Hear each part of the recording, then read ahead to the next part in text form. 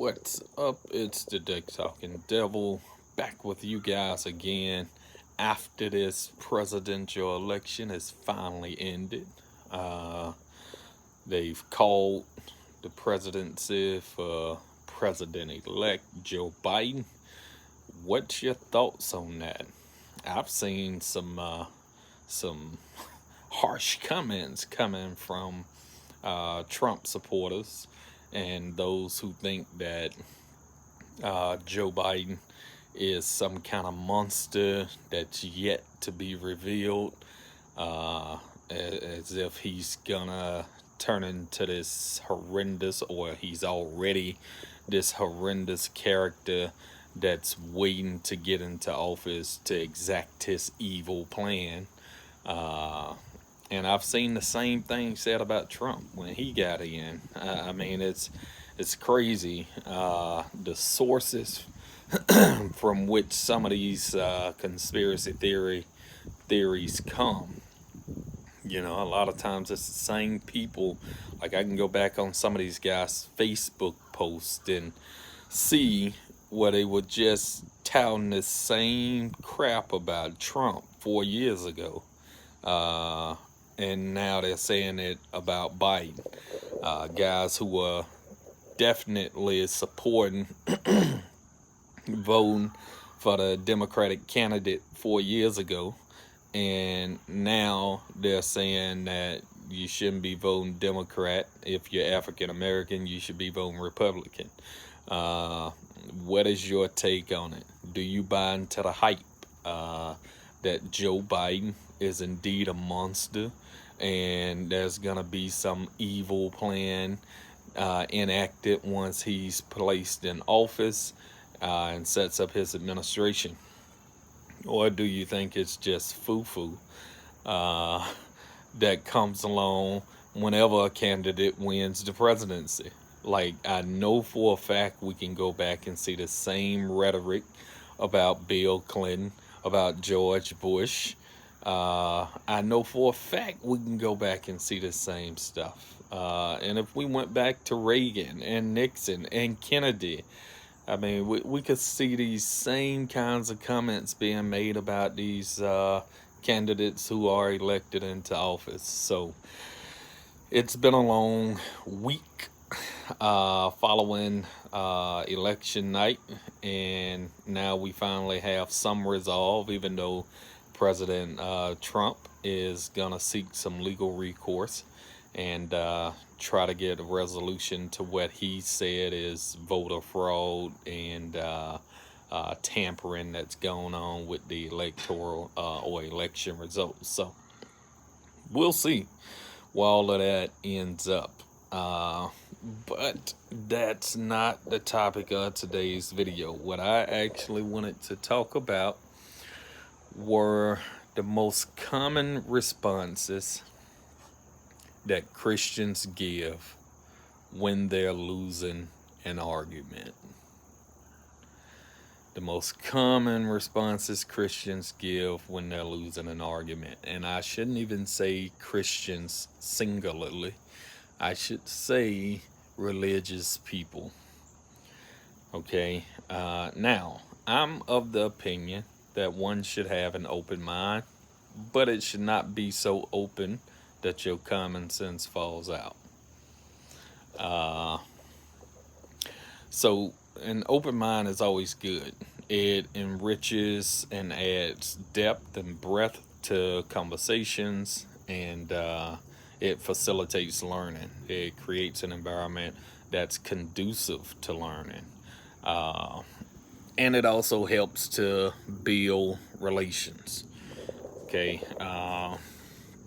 So I think we should all be open-minded, but some comments that are made by religious people when they're losing arguments, I don't think we should have to accept just for the sake of courtesy.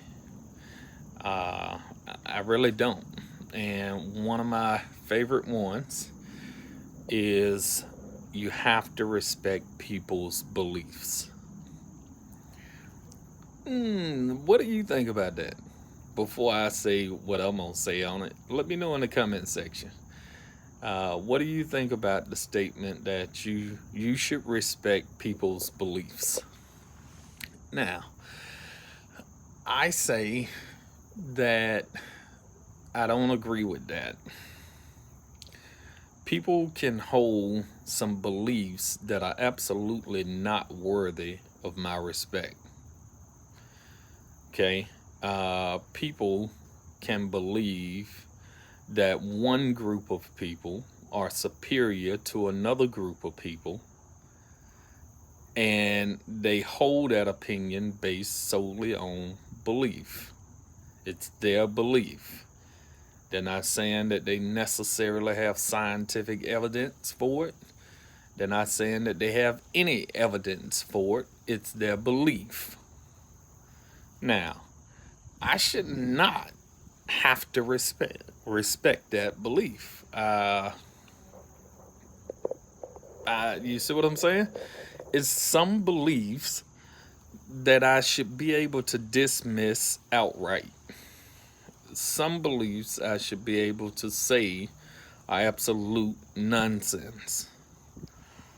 I should not have to respect people's beliefs. I think that beliefs should be assessed on a case by case basis.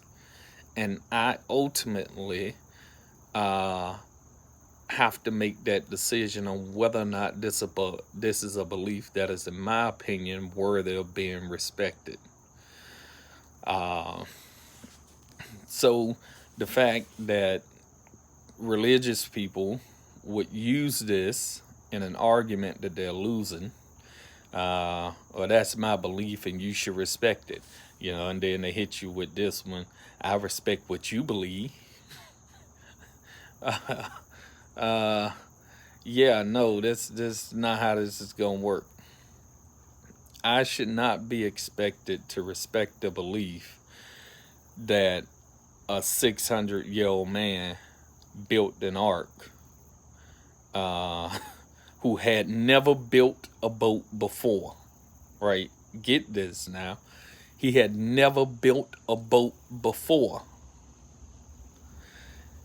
And on a whim, he builds a boat large enough to house every kind of animal on the planet and his family in one single shot. He builds it, he nails it perfectly, and it floats on a worldwide flood, and it never springs a leak, despite the fact that he's never built the boat before.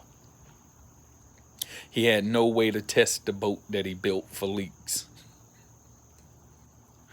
I should not be expected to believe such asinine statements. I should not be expected to believe that a guy walked on water, that a guy spit in some mud and rubbed it in somebody's eye and cured their blindness, that a talking donkey stopped a man from speaking against the people of God.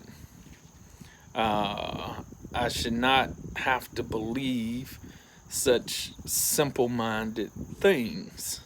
Some beliefs are not worthy to be respected. So that's one. You should respect my belief. It's my belief, and you should respect people's beliefs. Don't agree. Don't agree. I will scrutinize your belief and see if it's worthy of being respected, and if not, I'm gonna dismiss it, as I should. What's another one? Here's one. I know if you've engaged in a conversation with religious people, this is one that they love to use. You're taking that out of context. You're taking that out of context. So they'll use this for stuff like when you go to Exodus 12, I believe it's Exodus 12, where it talks about slavery. and you say, well, the Bible uh, condones, endorses, justifies slavery. And they say, oh, no, it don't. You're taking that out of context. Like, really? Like, it implicitly, explicitly gives instructions for owning slaves. Like, it details it. It lays out the structure for it, guidelines for it. It never once speaks against it. But they would tell you you're taking that out of context. Or when Jesus said in Matthew, think ye that I came to bring peace? Nay, not peace, but a sword. I came to turn a mother against her daughter, a father against his son.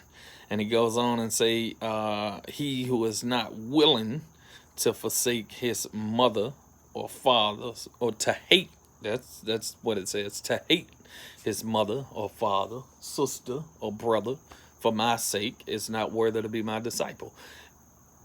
And here they'll tell you you're taking it out of context when he says out of his own mouth that he didn't come to bring peace but war, a sword. You're taking that out of context. Like, some of this stuff, it is just impossible to take out of context, or at least you'd have to string together some intellectual silly string in order to take this stuff out of context. Like, you'd have to be masterful at deception and imagination in order to take some of this stuff out of context, because it's so blunt and clear what is being said in the text.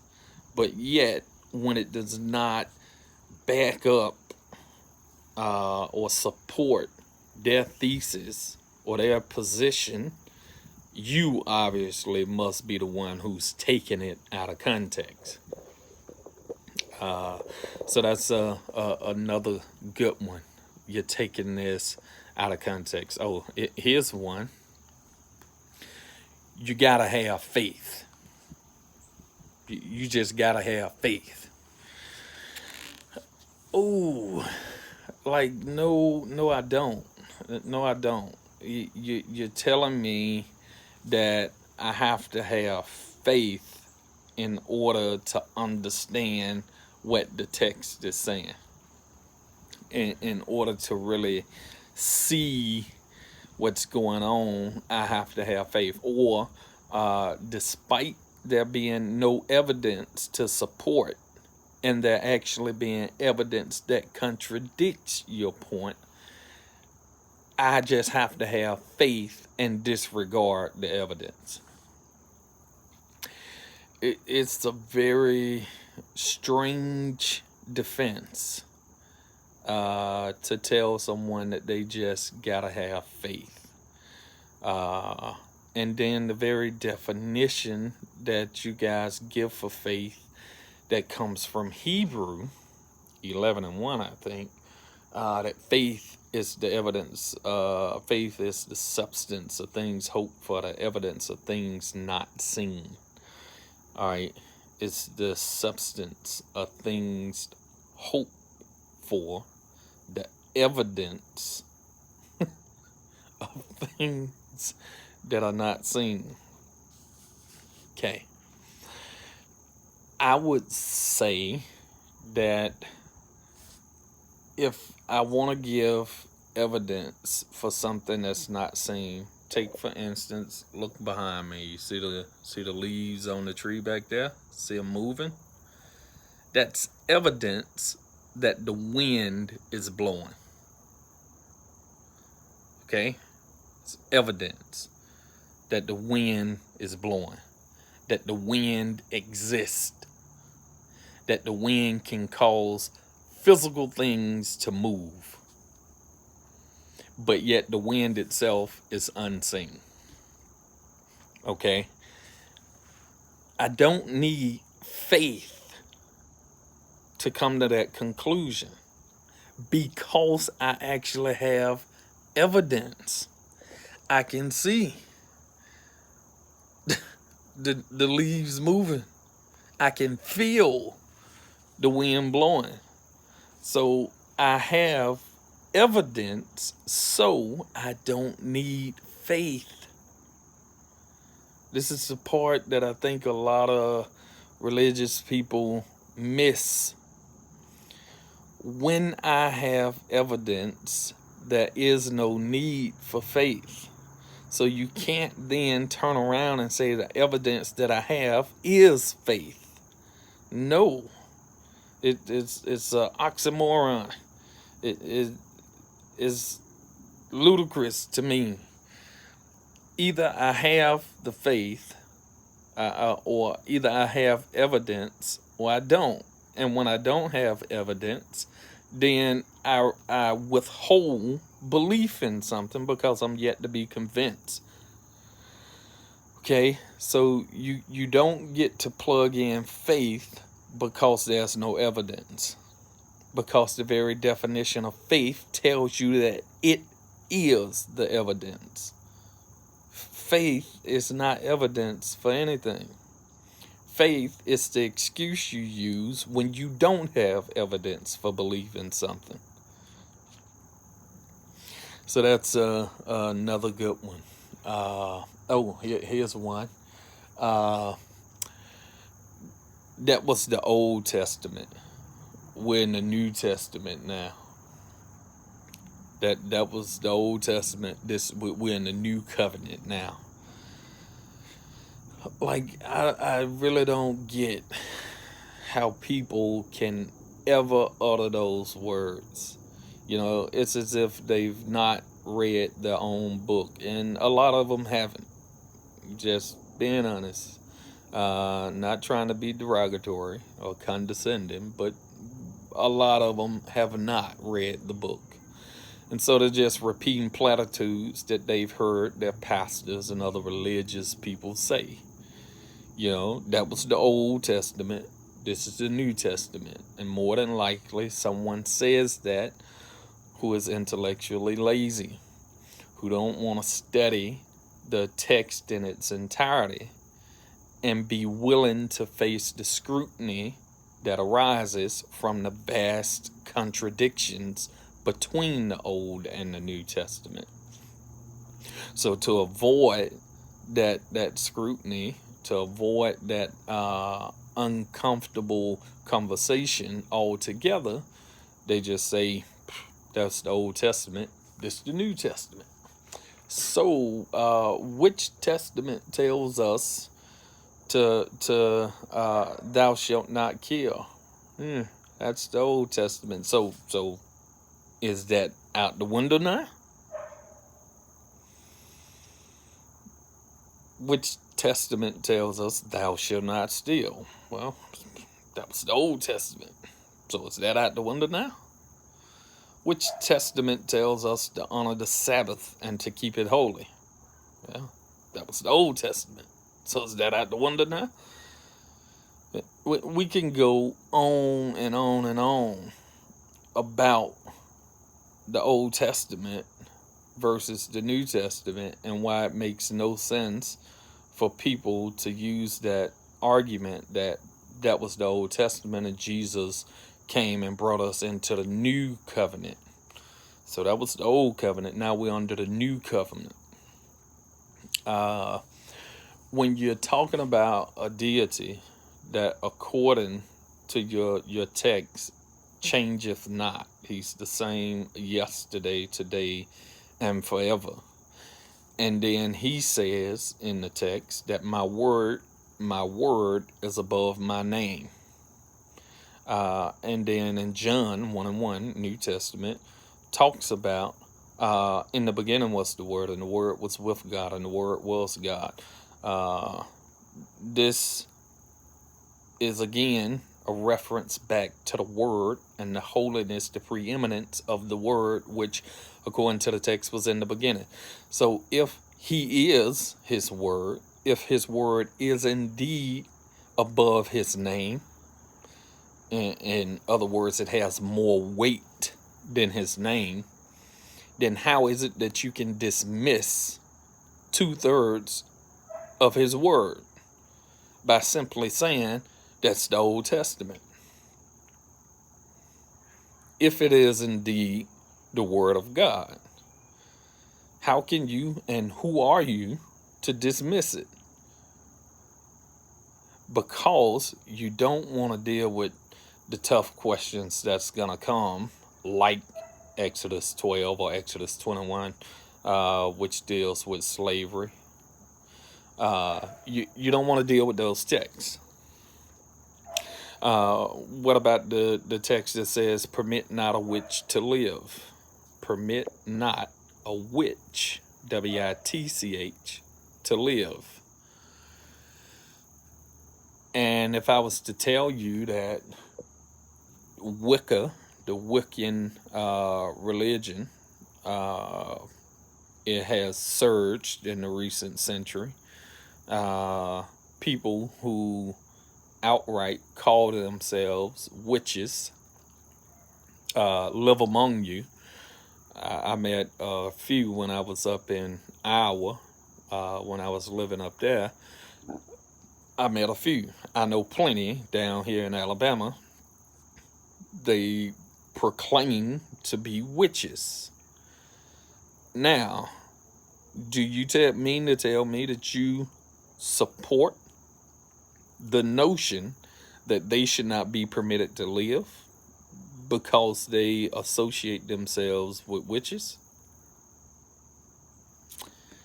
And if you don't agree with that, then you put yourself on a moral high ground superior to that of the Bible, because the Bible instructs you to not to permit a witch to live. And if you say, I don't agree with that, that's wrong, now you become the moral authority and dismiss the Bible as being immoral, or at least containing instructions within it that are immoral. It's a lot. And so it's easier for people to just say, that's the Old Testament. You know, Jesus took us into the new covenant, and so we don't live by that anymore. So I don't discuss that. Yeah, you do. Every time you talk about Jesus coming, you're discussing the Old Testament. Every time. Because the Old Testament, according to you, I don't agree with this, but according to religious people who are Bible believers, they believe that the Old Testament laid the groundwork for Jesus to come. The whole purpose of the Old Testament was to set the stage for him to come. So now if you dismiss the Old Testament, then who the hell and what the hell is Jesus there for? Because without the Old Testament, there is no need for him. Now, I've already mentioned this several times. I don't believe that there's any messianic prophecy that referred to Jesus anywhere in the Hebrew Bible. I don't believe Jesus was the Messiah. It's very iffy as to whether or not the Jesus that is portrayed in scriptures ever existed. Could there have been a man named Jesus who proclaimed to be a Jewish rabbi who lived? Absolutely. Absolutely. But that's not what we have in the Bible. In the Bible, what we have is a superhero. And I don't believe that Jesus actually lived. Now, if it was an ordinary Joe who was a Jewish rabbi, and people embellished his story by adding on all these legendary attributes to him in order to bring him to a level of deification, to make him a demigod, so to say, then okay, I can roll with that. But you have to acknowledge that the story of an ordinary man has been embellished, and all of these supernatural feats were added to embellish this guy in order to raise him to the status of a demigod. I can go with you there. But if you want to tell me that this demigod character is actually historical uh, and accurate, then I say you're out of touch with reality. Uh, so so many other things that Christians say, when they're losing an argument. What's your favorite? I'd love to hear from you guys on what is some of the things that Christians say or religious people say when they're losing an argument, and how do you respond to those things? Or maybe you're a Christian or a religious person and you want to clarify, you want to defend what was said in this video. Feel free to comment sections below. Just keep your comments respectful, and stay humble, because some of y'all jump on here and be arrogant than a motherfucker, and then when I bust your ass, you get to looking stupid, and you disappear, and I don't hear nothing, I don't hear back from you. So I wouldn't advise you to do that. Stay humble, state your case, have something to support your claims, and let's have a dialogue. This has been the Deck Talking Devil. Until next time, keep learning, my friend.